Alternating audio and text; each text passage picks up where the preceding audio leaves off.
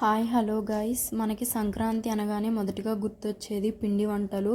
అందులో ఫస్ట్ అరిసెలు. సో మేము అరిసెలు ఎలా చేసామని చూడండి. సో మనం ఈ బియ్యం పిండి కోసం ఫస్ట్ మేమైతే 1 డే నానబెట్టి మిల్లుకి అయితే పట్టించాము. సో తర్వాత దీనికి కావాల్సింది పాకం.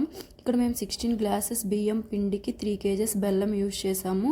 అందులో వాటర్ పోసి ఇలా పొయ్యి మీద పెట్టి ఫుల్గా అయితే దాన్ని మరిగించాము. బాగా మరిగించిన తర్వాత ఒక ప్లేట్లో అయితే వాటర్ తీసుకొని ఆ పాకంని 2-3 డ్రాప్స్ ప్లేట్లో వేసి ఇలా అయితే చెక్ చేయాలి. సో ఆ పాకం వచ్చేసి మన చేతికి అంటుకోకూడదు, అలా అని చెప్పి ముదురుగా ఉండకూడదు, అలానే లేతగా ఉండకూడదు.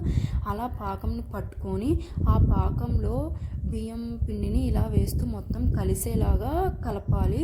తర్వాత ఇందులో మేము వచ్చేసి నువ్వులు, అలాగే యాలకుల పొడి, అలాగే కొబ్బరి తురుము అయితే యూజ్ చేసాము.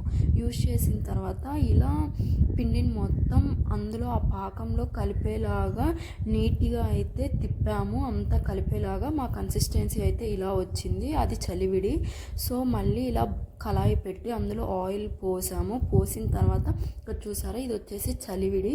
సో దాన్ని ఇలా రౌండ్స్ చేసి ఒక పేపర్ తీసుకున్నాము. పేపర్ తీసుకొని ఇలా ఆయిల్ పూసి రౌండ్గా ఇలా అయితే ప్రెస్ చేసాము. ప్రెస్ చేసిన తర్వాత ఇక్కడ నేను చూపిస్తున్నాను కదా, ఇలా అయితే అరిసెలను మొత్తంని ఇలా ప్రెస్ చేసాము. చేసిన తర్వాత ఒక్కొక్కటిగా ఆయిల్లో అయితే వేసాము. వేసిన తర్వాత ఇక్కడ వాటిని ప్రెస్ చేస్తున్నారు కదా, వాటిని వచ్చి అరిసెల పలకలు అంటారు. సో వాటితో ఆయిల్ లేకుండా ఇలా అయితే ప్రెస్ చేసాము. సో మేము చేసిన అరిసెలు అన్నీ ఇలా 1 by 1 ఆయిల్లో వేసి వాటిని గోల్డ్ కలర్లో వచ్చేంత వరకు ఉడికించాము. ఉడికించి ఇలా అయితే తీసాము. సో ఈ వ్లాగ్ అయితే మీకు నచ్చుంటుంది అనుకుంటున్నాను. నచ్చితే లైక్ చేసి సబ్స్క్రైబ్ చేయండి. Thank you all. మళ్ళీ కలుద్దాం. బాయ్.